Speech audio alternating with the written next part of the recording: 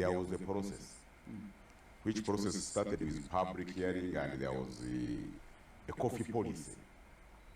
So when they are rationalizing, they did not look into the issues of the coffee policy, meaning that there are some aspects of the coffee policy now that contradict the bill that is yet to be assented on, which will bring a policy crash. Secondly, when you want to give it a professional treatment, what we passed yesterday, the people who are rationalizing, who are driving the rationalization, they did not look at what we call supply chain in the coffee sector. They looked at it as if we are looking at UNRWA, which UNRWA supply chain is only getting money from finance and spending it. But in the supply chain of coffee, we have element of research, the farming of coffee. We have element of value addition, which is industrial. We have element of trade, and we have element of export. In all of those components cannot be managed under one ministry, because the Minister of Agriculture, where they are taking coffee, is responsible for crop production. But remember, after crop production and you have harvested, then you have to process the coffee, which is industrial, under industrial policy. And industrial policy is managed by another minister, but not the Minister of Agriculture. So even after, as provided for in the policies, even after you have processed or you have added value under the industrial policy, you have to export or to trade. That's another trade policy. So when they were rationalizing, they never looked at research policy, they never looked at the crop production policy, they never looked at the export policy, they never looked at the industrial policy to harmonize them. We agree that rationalization is okay. But it is wrong to believe that maybe because you are a minister, maybe because you are a member of parliament, you are more informed than the public. Because we are at test. The public is looking at it. Have this cabinet done the best? Because there are some people who are outside there, more informed and knowledgeable than members of cabinet, than ministers, than members of parliament. So the relationship between members of parliament and cabinet is that we carry information from the people, those informed and those. I think one thing I can really tell you honestly is that the level of leadership that we have in our country is really demanding. We are not having the right quality of leaders in our parliament, those who are in charge of the different departments, I could say the committees that handle different departments of the government that are supposed to check some of these areas that the government actually invests a lot in. And this gentleman, I think, has a point, because first of all, the committees, they are not well equipped intellectually to be able to understand some of these dynamics, because he's right in the sense that this body is not like any other body, because there are a lot of key areas that that contribute to it being a body. He of course indicated there's the export part, there's the trading part, there is also the value addition part. So it's not like any other body, and he compared it to UNRWA. Actually, UNRWA is the National Roads Authority, and for them, their major objective is to implement infrastructure, road infrastructure basically. So they are like a spending body. They are not a body that can be, maybe I could say, self-reliant in a manner that they are able to bring in income for the government as well as maybe spend. So it's a unique body. He has a point in that, but the issue here is the nature of our leadership, the nature of the incompetence that has leaked through all these bodies comes. It has a lot to be desired, you know. Yeah, so he has a point in it. I'm just trying to stress in that dimension. Formed and it is processed within Parliament, meaning that members of Parliament represent the public in making the law, which is the constitutional matter, because public participation in making any law is a public matter. So what I see now, what my senior brother, Honorable Jones, will be having a very big challenge to talk every day, is to match the public expectation and government interest and what is done by Parliament. So those matters must be harmonized. There is what the public expects, there is what government has in its own wisdom done, and it has been tested in Parliament and approved by Parliament.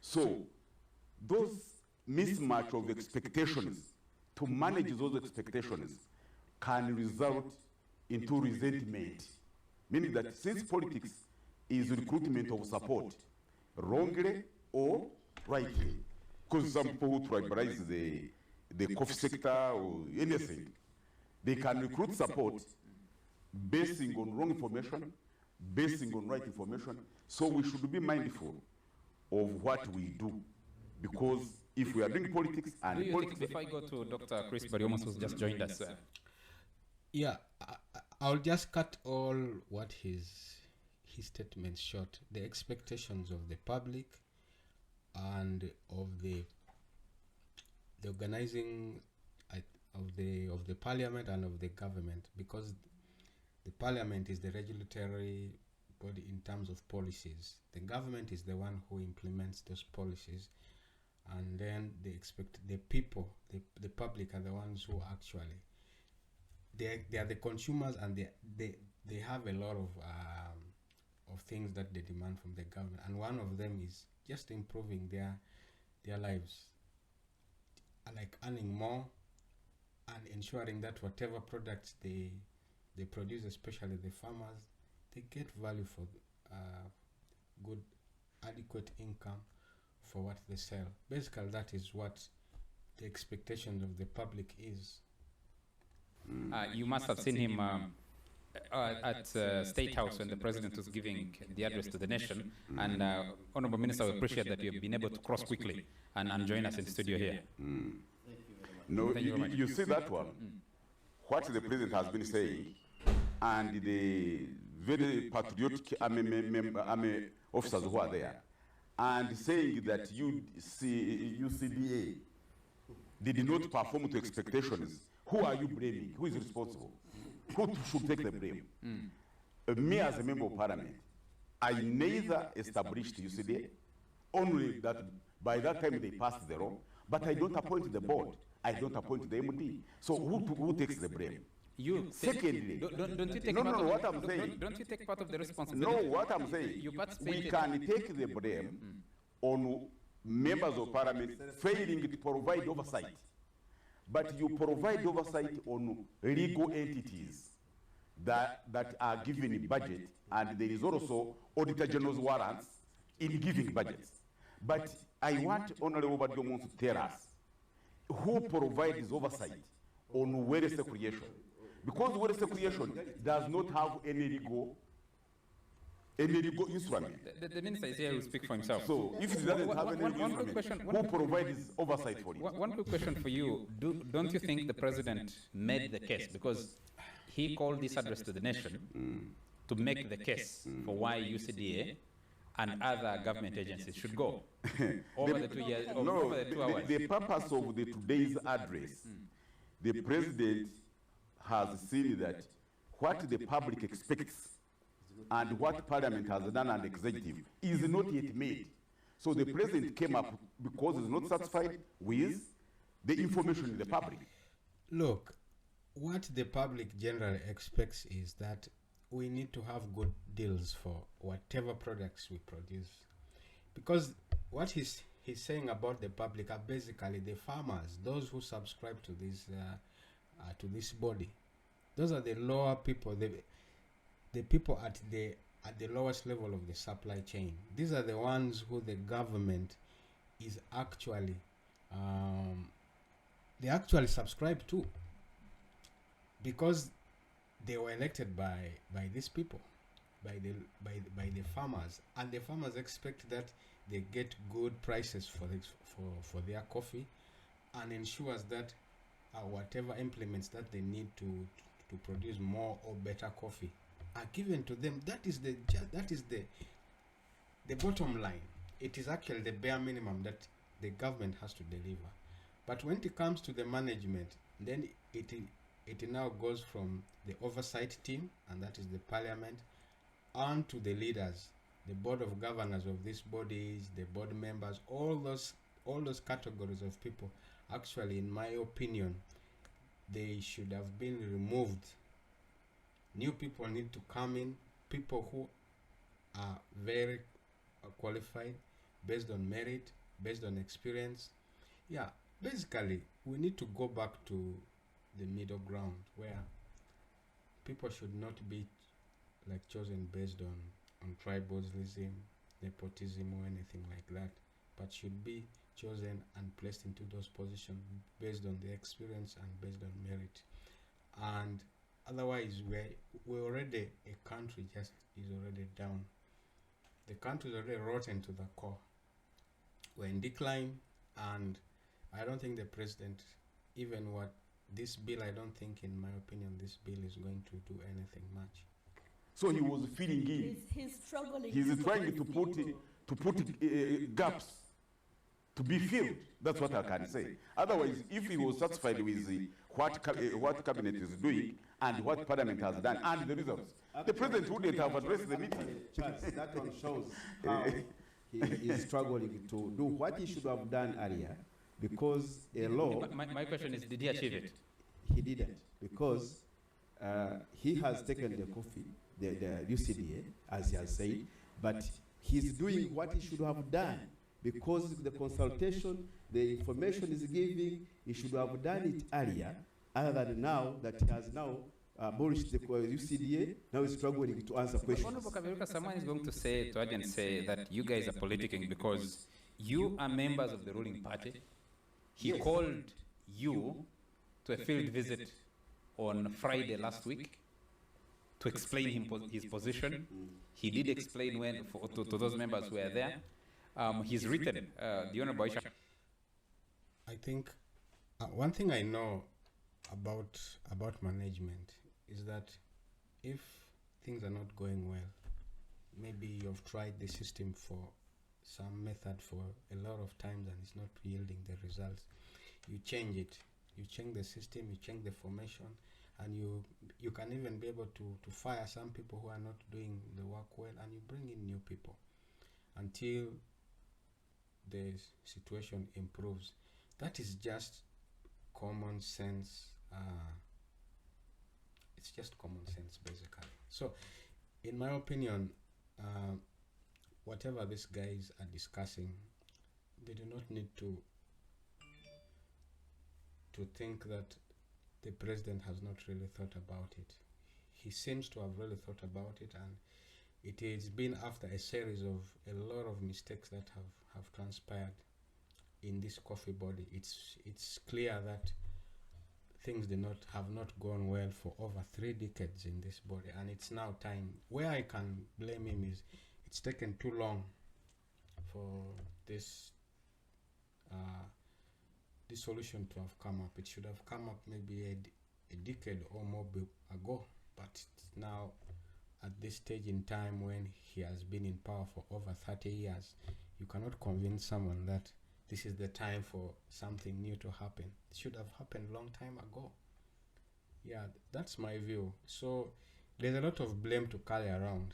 He's not the only one who's going to be blamed, but a lot of things, but it's better late than never. Kabanda showed us 3 letters so far, explaining his position, I've seen the permanent secretary to the treasury also write and explain rationalization. They brought you a bill. It was an omnibus bill. You sent it back. They broke it up and brought it back to you. You've debated it. Haven't you had sufficient time to engage with this issue and debate it? First of all, I want to put it clear again, and the ministers here will bear witness to it. Even this member of parliament is from NRM. The first engagement was in State House, and there were listed people to speak. That one curtailed members who had issues to raise them. Then the visit to Chisozi was, it is true. He called for all those who had comments. Then in Chisozi, the people in Chisozi went to visit cows and other farms. There was no discussion. Even the chief whip could not speak. So he spoke in that manner. You did go to Chisos yourself? No, but it is clear. If anybody who went there tells you that there was a discussion, you can retract that statement. But also, your question, one second, my brother. Your question is also telling. You are saying the president explained it to members of parliament. Does he have to explain or to consult them? Did he make a consultation with members of parliament? Did he ask them what their constituents were saying? Why does he have to call exporters now? He should have actually advised in parliament that they give it time. We speak to people, they declined. So do you call members of parliament to... One thing I can assure you about President Museveni is he's a very intimidating figure. Some of these people who are his subordinates, they really fear him. He holds the power of the government in his hands. So when some of these people, like this gentleman here, I think he's part of the government, and this one should be the minister. When these people come and begin to say things of that nature, I, as a Ugandan, I understand. I know what he's meaning when he says that when the president asks requests for questions, it doesn't necessarily mean that he needs to hear those hard questions. They're just basically questions that seem around, and they're a little bit pampered, and they are generally meant to just get clarity from the president. And that's why this lady is he's telling us that it is not, those are not really actually generally the answers that are given. The answers given by the president are just general in nature. So she's trying to oppose what this gentleman is saying. Dictate to them and coach them, or you call them as colleagues and sit with them and consult them of a matter. So that's why I was saying there is a difference between a briefing and a meeting. So when you call me for a briefing, I stand the way, like the way you saw Honorable Minister, they were seated there. They were being briefed. I think you didn't see any contribution from them. They were just being briefed by these security officers, and I think, I don't know whether he was satisfied by the briefing, and I think this man is very knowledgeable. And I think he had also something to contribute, but did you say any contribution from him? So those are differences that we need the president going forward. We are saying that now you have done it, it is better we look at, we nipple the previous mistakes. If Wijagali was done the way it was done, and you advised, and you later said, I was ill-advised, are you going also to say you were ill-advised on this issue of coffee? Unfortunately, he won't be around to after the farmers get a low deal. Let's hear from the minister. Honorable Minister, the president has been explaining to the nation over the last 2 hours. We saw a lot of drama in parliament yesterday, heavy deployment, a member of parliament was punched. Why should the process of governance and particularly legislation be pushed through like what we saw, through so much chaos? Thank you very much, Charles. I hope I'm on. Yes, you are. Go ahead. And good evening, fellow panelists and viewers.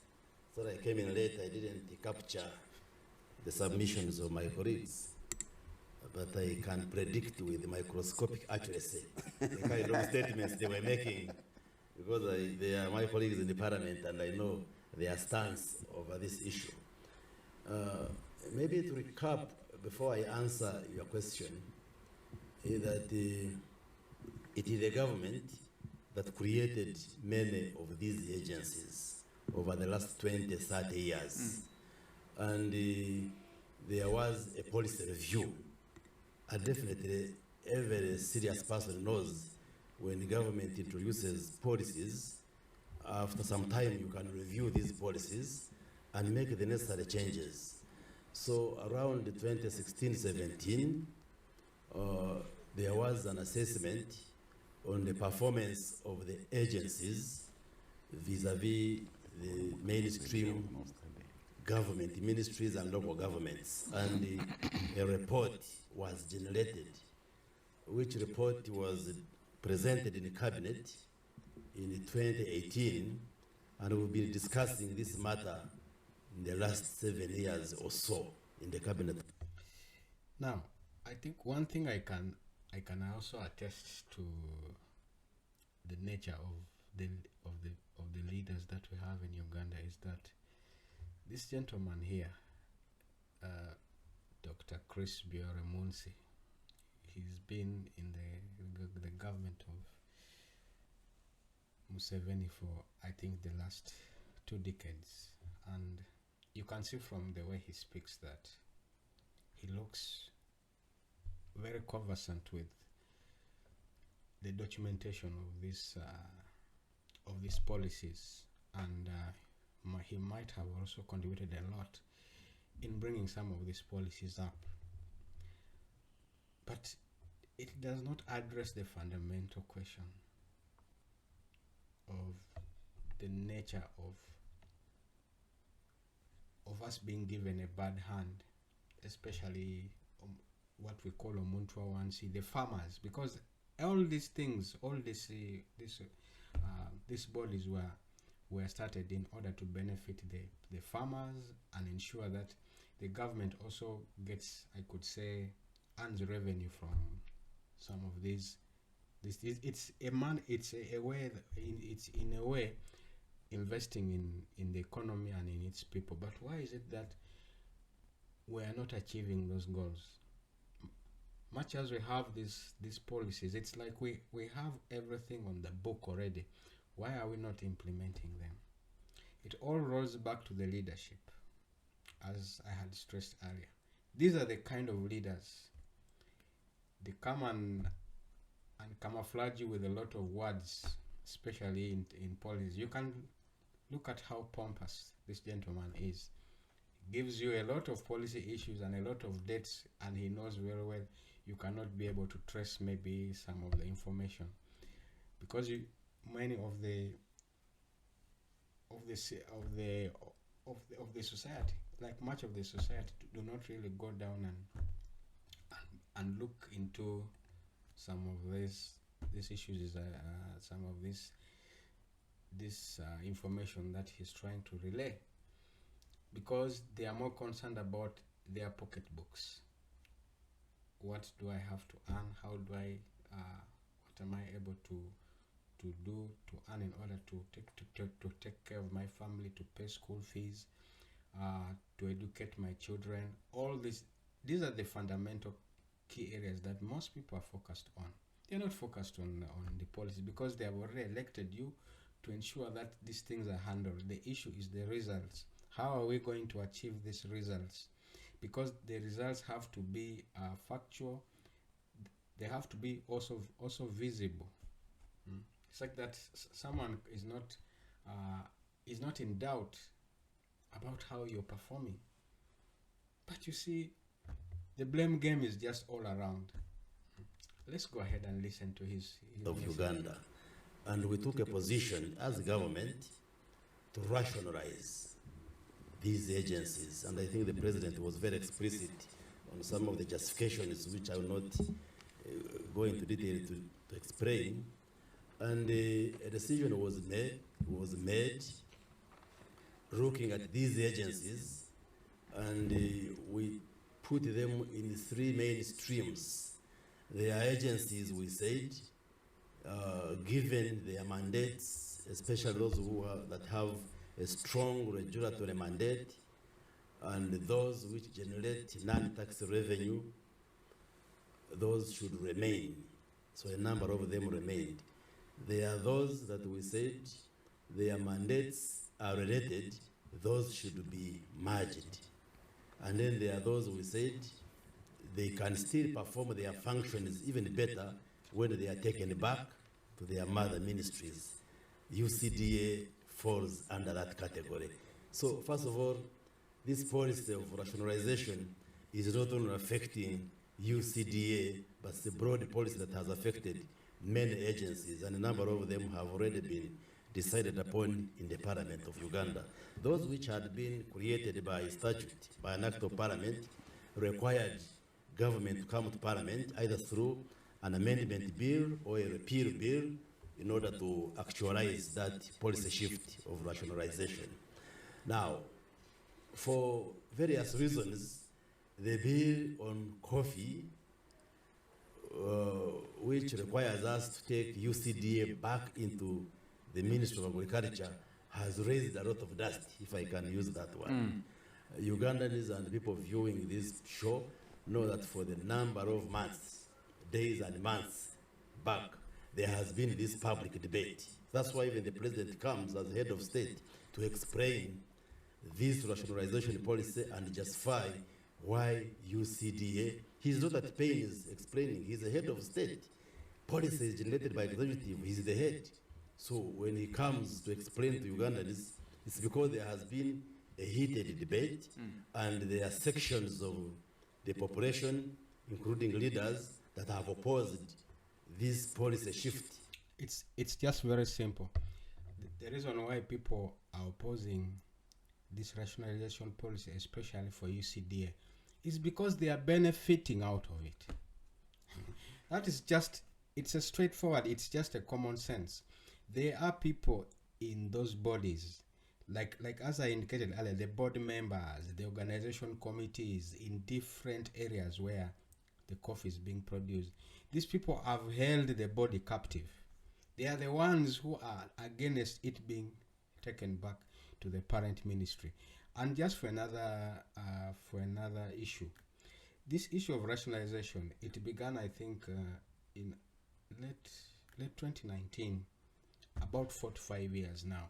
The government came up with, I think, with this, in my view, it's just my opinion, the government came up with it because there were a lot of different authority agencies that were mandated to do work apart from the parent ministries, and it was meant to, I think, to make work easier and to achieve more goals that they had already placed for every financial year. But the issue at the back of it was that these bodies were so decentralized in a manner that the operational costs were just too much. Imagine when, in fact, the issue here is that the government has employed a lot of people in a manner that they are not being able to pay, for example, their salaries.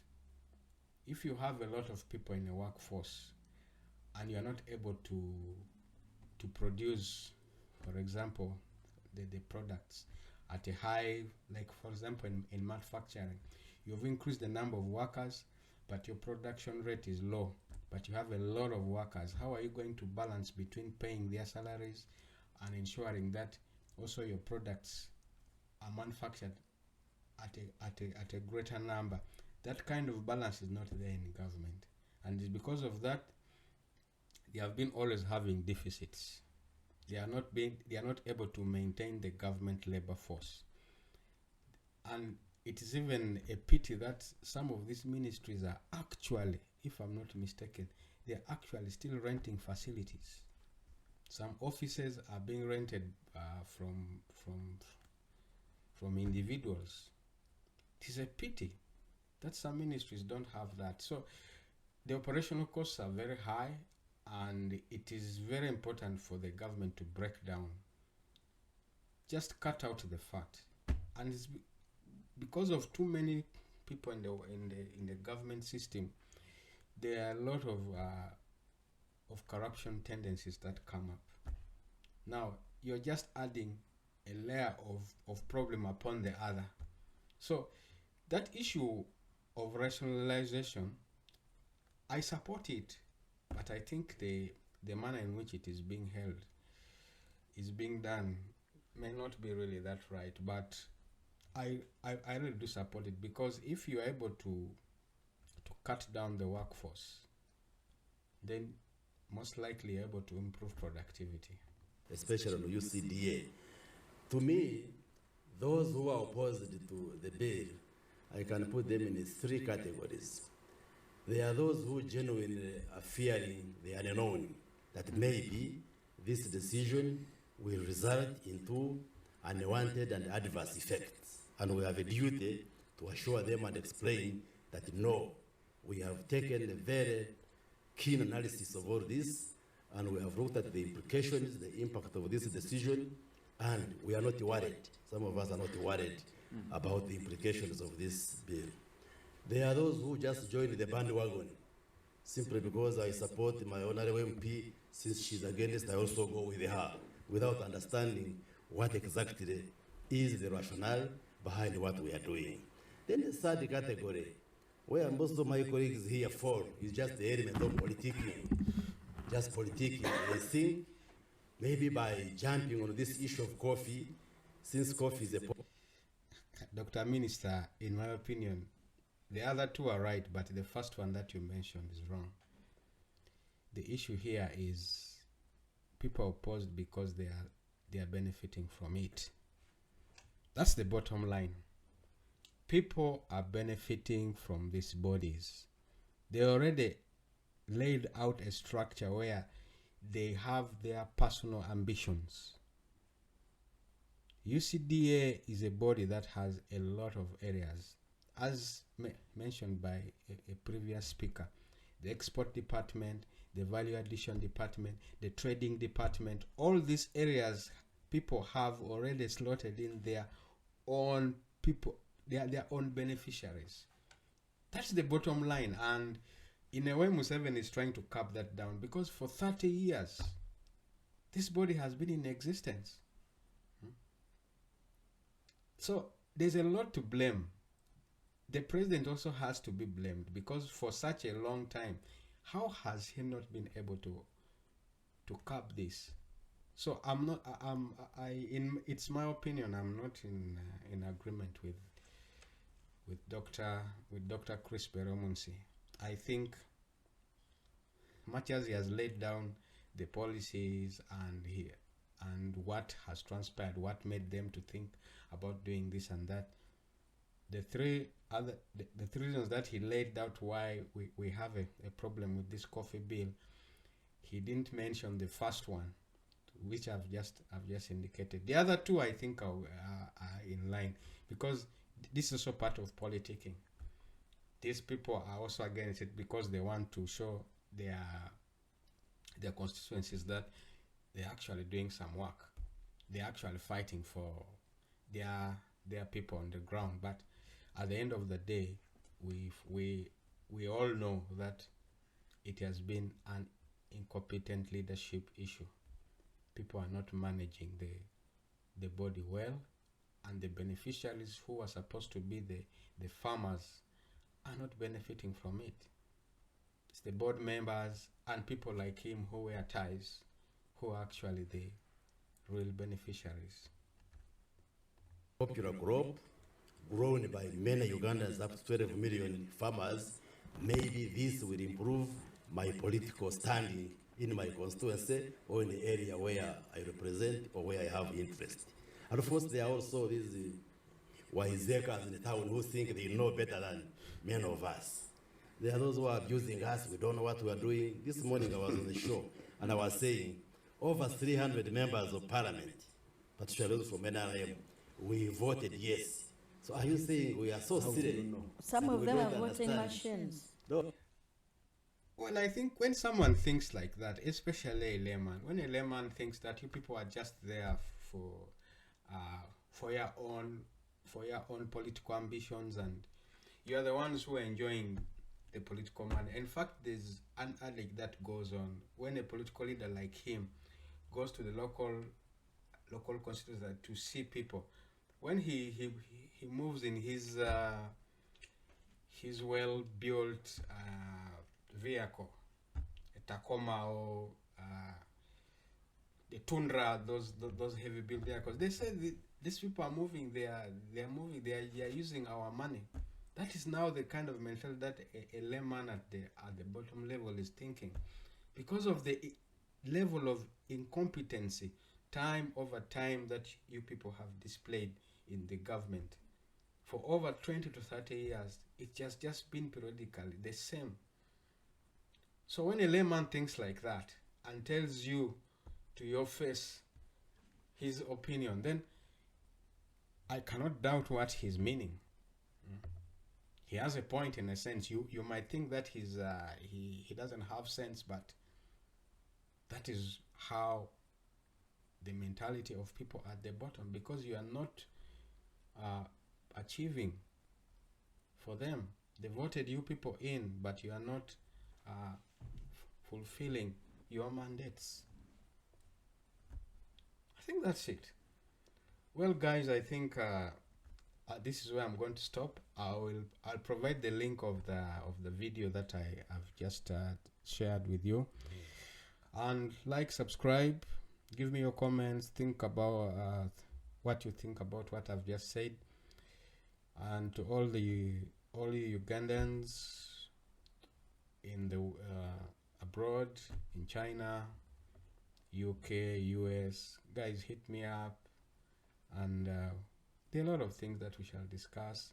And please share, like, and give me your comments. Hopefully we shall grow in this channel and we shall discuss more.